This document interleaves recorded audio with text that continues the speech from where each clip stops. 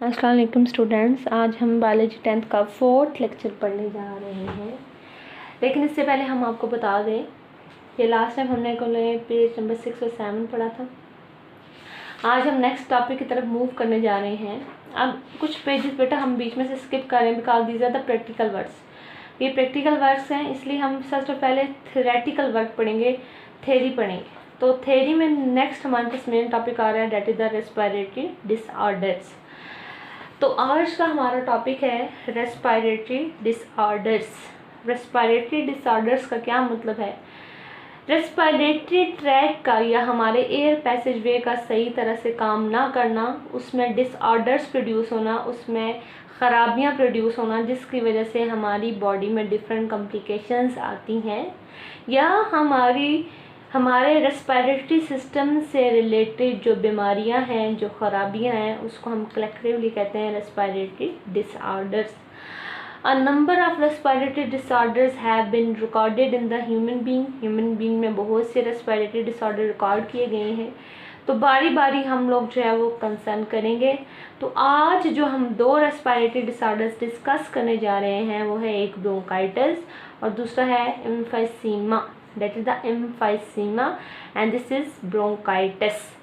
तो अब हम डिटेल में पढ़ने जा रहे हैं कि ये दोनों डिसऑर्डर्स क्या हैं, इन दोनों बीमारियों में हमारे रेस्पिरेटरी सिस्टम के साथ क्या क्या चेंजेस अक्कर होते हैं। सबसे पहले है जी हमारे पास ब्रोंकाइटिस। ब्रोंकाइटिस के नाम से प्रेजेंट हो रहा है कि ये जो खराबी है ये हमारे रेस्पिरेटरी ट्रैक के कौन से पार्ट में होगी? ये होगी हमारे ब्रोंकाई में या ब्रोंकियोल्स में। So it is a disorder of either bronchi और ब्रोंकियोल्स। ये हमारे ब्रोंकाई या ब्रोंकियोल्स का डिसऑर्डर है। एंड एक्चुअली टिपिकली अगर हम कहें, it is the inflammation of bronchi or bronchioles। Bronchi या ब्रोंकियोल्स की इन्फ्लेमेशन होती है। Inflammation is the medical term.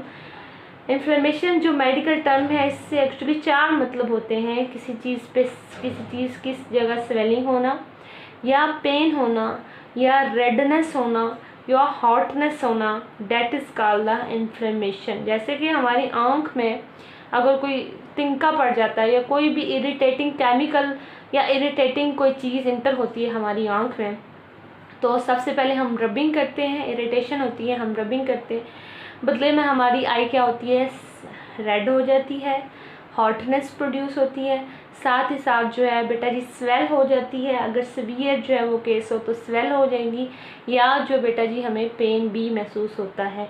तो वो हमारे पास नॉर्मल एग्जांपल है इन्फ्लेमेशन की। तो ब्रोंकाई या ब्रोंकियोल्स के इन्फ्लेमेशन से मुराद ये हमें कहीं लग रहा है कि इसमें किसी ना किसी कोई एक सिम्टम, इन्फ्लेमेशन की 4 सिम्टम्स में से कोई एक सिम्टम लाजमी आएगी। या तो स्वेलिंग होगी, या तो रेडनेस होगी, या हॉटनेस प्रोड्यूस होगी उस रीजन पे, या फिर पेन होगा। So bronchitis is typically the inflammation of bronchi और ब्रोंकियोल्स। अब इसमें होता क्या है बेटा जी, अगर आपको डायग्राम बेटा जी नज़र आ रही है प्रॉपरली, तो आप देख सकते हैं कि फॉर एग्जांपल मेरे पास ये ब्रोंकस की एक ट्यूब है, ये भी मेरे पास एक ब्रोंकस की ट्यूब है, लेकिन दोनों एक दूसरे से डिफरेंट है। यहाँ पे बेटा जी मैंने एक इंटीरियर जो है वो लाइनिंग ब्लैक से शो की है, बाहर वाली मैंने शो की हुई है रेड से। इसी तरह इसमें भी मैंने शो किया, फिर मैंने ग्रीन में कोई डॉटेड सी चीज़ शो की है। अब इस सबसे पहले आप डायग्राम समझें। इंटरनल और एक्सटर्नल लाइनिंग के दरमियान जो ग्रीन वाली चीज़ है, एक्चुअली बेटे this is the mucus. Mucus is a fluid that is present between the walls of the bronchi और bronchioles। ये म्यूकस क्या करते हैं? ये म्यूकस जो है मॉइस्चर करते हैं आने वाली एयर को। जो एयर हमारी यहाँ से ट्यूब से आ रही है, उस एयर को मॉइस्चर करते हैं कि अगर ये एयर यहाँ पे म्यूकस ना होता, ये एयर हमारी इन ब्रोंकाई और ब्रोंकियोल्स के वास के साथ टकराती, फ्रिक्शन काज करती, तो हमारे ब्रोंकाई या ब्रोंकियोल्स को डैमेज कर सकती थी, because these are the delicate parts of our body. इसलिए म्यूकस जो है वो नरिश कर रही होती है, मॉइस्चर कर रही होती है इनकमिंग एयर को। अब ब्रोंकाइटिस ऐसी बीमारी है जिसमें क्या होता है कि ये जो म्यूकस है ये इस अंदर वाली स्पेस से बाहर आ जाती है, इंटरनल लाइनिंग से बाहर सिक्रीट कर दी जाती है। ये म्यूकस जो है बाहर सिक्रीट कर दी जाती है, जिसकी वजह से क्या होता है जी, यहाँ पे ये देखें जी ग्रीन कलर की एक आउट कवरिंग दिखाई हुई है। अब यहाँ पे देखें बेटा स्पेस ज़्यादा है ताकि एयर प्रॉपर्ली यहाँ से मूव करके एल्वियोलाई में जा सके। लेकिन ब्रोंकाई और ब्रोंक्यूल्स एक किस्म के ब्लॉक हो रहे हैं, इनमें ब्लॉकेज हो रही है क्योंकि म्यूकस अब जो है स्पेस में रिलीज़ हो चुकी है, जिसकी वजह से क्या हुआ है कि अब यहाँ से हवा का गुजरना जो है वो काफ़ी हद तक मुश्किल हो रहा है। अब जब इनकमिंग एयर यहाँ से आगे कन्वे नहीं की जाएगी तो लंग्स अपना फंक्शन कैसे परफॉर्म कर सकते हैं। म्यूकस ने इंटरनल स्पेस को जहाँ से कभी एयर नहीं गुजरना था उसको ब्लॉक कर दिया, जिसकी वजह से जो है एयर यहाँ से पास नहीं हो पाएगी। तो म्यूकस की एक्सेसिव सिक्रेशन की वजह से हम कह सकते हैं कि ब्रोंकाई या ब्रोंक्यूल की जो ट्यूब्स हैं वो नैरो हो जाती हैं, वो नालियाँ तंग हो जाती हैं। अब ये होता क्यों है, ये इस वजह से होता है बेटा जी कि अगर कोई जो है इरिटेटिंग पार्टिकल, फॉर एग्जांपल कोई वायरस या कोई बैक्टीरिया या कोई और केमिकल इरिटेटिंग, जिस तरह से टोबैको के केमिकल्स हैं, स्मोकिंग के जो केमिकल्स हैं, अगर वो केमिकल्स जो हैं वो हमारे रेस्पिरेटरी ट्रैक में एंटर होते हैं, देन हमारी वॉल्स में इरिटेशन प्रोड्यूस होती है। Then mucus has to be release in the interspaces between the walls, और ये म्यूकस ब्लॉक कर देता है उन स्पेसेस को जहाँ से एयर ने जो है वो पास आउट होना है। अच्छा जी, इसके बाद ये है कि बेटा जी ब्रोंकाइटिस की दो टाइप्स होती हैं, एक को हम कहते हैं एक्यूट ब्रोंकाइटिस और एक को हम कहते हैं क्रोनिक ब्रोंकाइटिस। एक्यूट का लफ्ज़ी मतलब होता है अचानक से होने वाली ही ऐसी बीमारी जो कि फ़ौरन अपने सिम्टम्स को अपीयर कर देती है ताकि बर वक्त उसका इलाज किया जा सके। That is called the acute condition. Chronic condition होती है लॉन्ग लास्टिंग कंडीशन के, जो कि इनिशियल स्टेज में अपने सिम्टम्स अपीयर नहीं करती, ये देर पा साबित होती है और इसका इलाज करना भी काफ़ी हद तक मुश्किल हो जाता है, और ये देर पा तक ये काफ़ी अरसे तक हमारी बॉडी के साथ असेंबल्ड रहती है।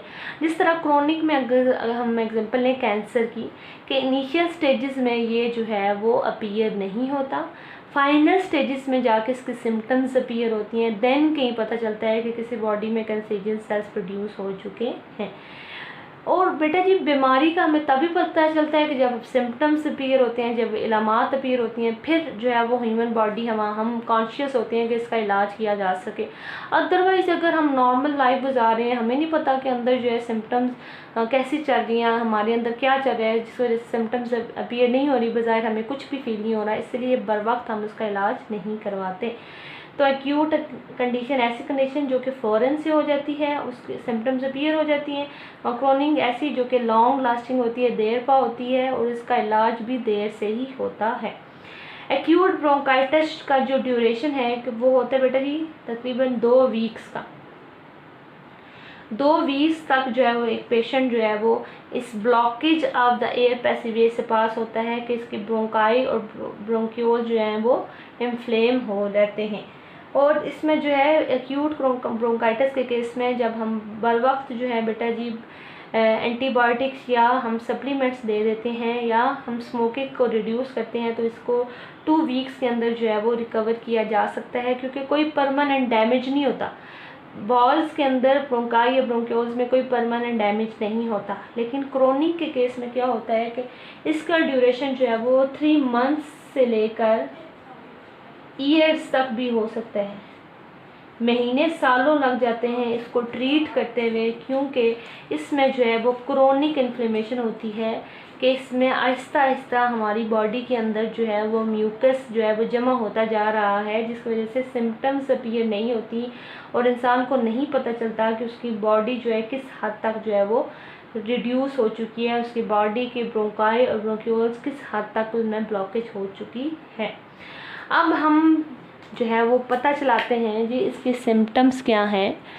तो इसकी सिम्टम्स में जी हमारे इलामात इसकी क्या है जी, इसकी इलामात है जी, सबसे पहले जब भी बेटा जी रेस्पिरेटरी ट्रैक से रिलेटेड कोई डिजीज़ होगी तो उसकी पहली सिम्टम होगी शॉर्टनेस ऑफ ब्रेथ, सांस का फूलना।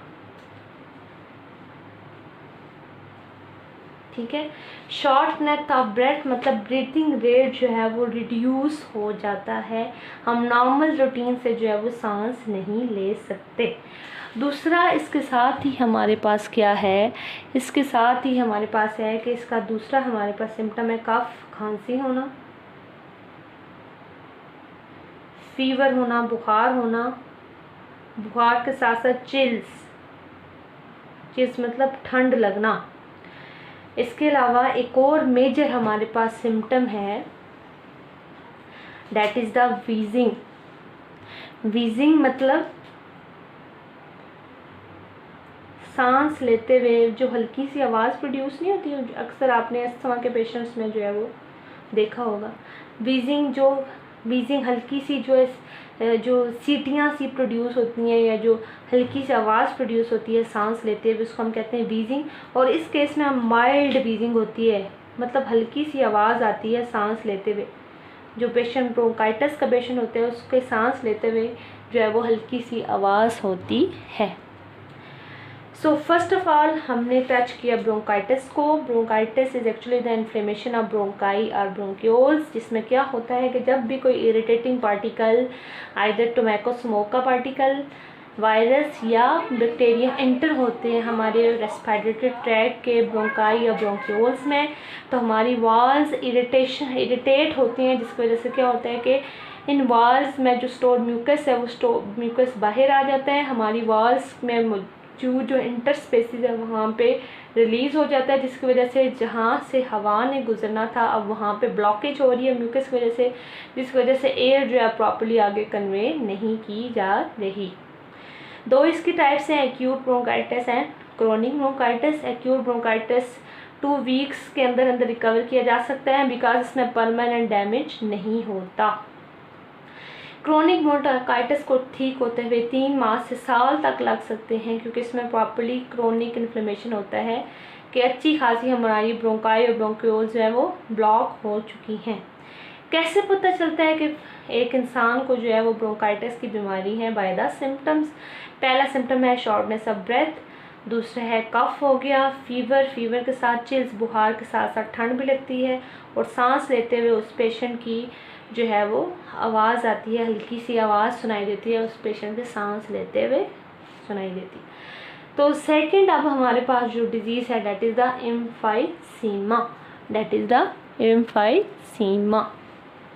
अच्छा जी, अब इसमें ये होता है जी, एक्चुअली बेटा जी ये तो ब्रोंकाई और ब्रोंक्यूल्स की बीमारी थी, ये जो बीमारी होती है वो बीमारी है हमारे पास एल्वियोलाई की। किसकी बीमारी है?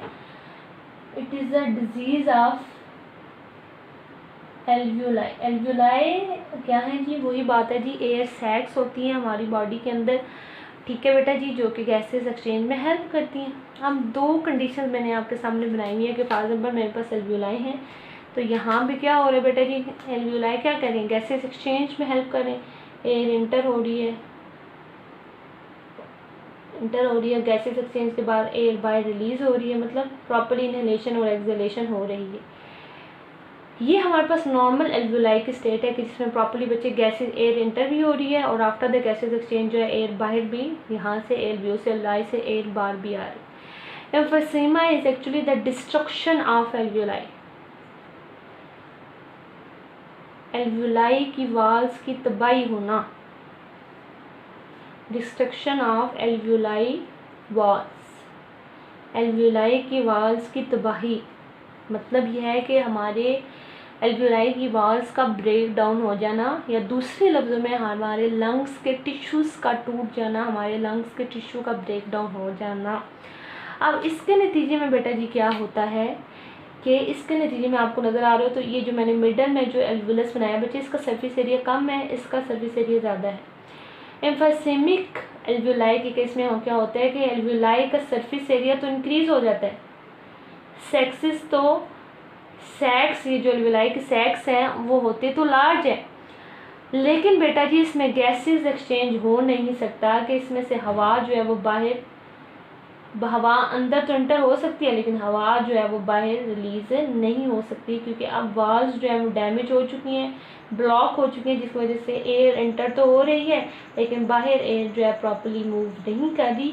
अब जब बाहर एयर मूव नहीं कर रही और इस एयर के अंदर कार्बन डाइऑक्साइड की कंसंट्रेशन ज़्यादा है और ऑक्सीजन की कंसंट्रेशन कम है, जिसकी वजह से क्या होता है कि ये काफ़ी हद तक हमारी एल्वियोलाई की वाल्स जो हैं वो डैमेज हो जाती हैं, या दूसरे लफ्ज़ों में ये हमारे लंग्स या ये हमारी एल्वियोलाई जो है एक्सहेलेशन के काबिल नहीं रहती, मतलब कार्बन डाइऑक्साइड को हमारी बॉडी से या हमारे लंग्स से बाहर रिलीज़ नहीं कर पाती। तो एम्फाइसीमा क्या है? Actually is the destruction of alveolar walls, के जिसके नतीजे में क्या होता है कि सैक्स का सरफेस एरिया तो लार्ज हो जाता है, लेकिन लंग टिश्यूज़ के ब्रेक होने की वजह से एयर एंटर तो हो रही है लेकिन एयर को प्रॉपर्ली रास्ता नहीं मिलता बाहर निकलने के लिए, इम्प्योर एयर को बाहर निकलने के लिए रास्ता नहीं मिलता, या दूसरे लफ्ज़ों में गैसेस एक्सचेंज का रेट जो है वो कम हो जाता है, जिसकी वजह से कार्बन डाइऑक्साइड की कंसंट्रेशन ज़्यादा होती जा रही है, ऑक्सीजन कम होती जा रही है, या एक्सहेलेशन का रेट जो है वो रिड्यूस हो चुका है। अब इसके सिम्टम्स हमारे पास क्या हैं? इसके सिम्टम्स में हमारे पास सिम्टम्स बचे उसी तरह से हमारे पास इलामात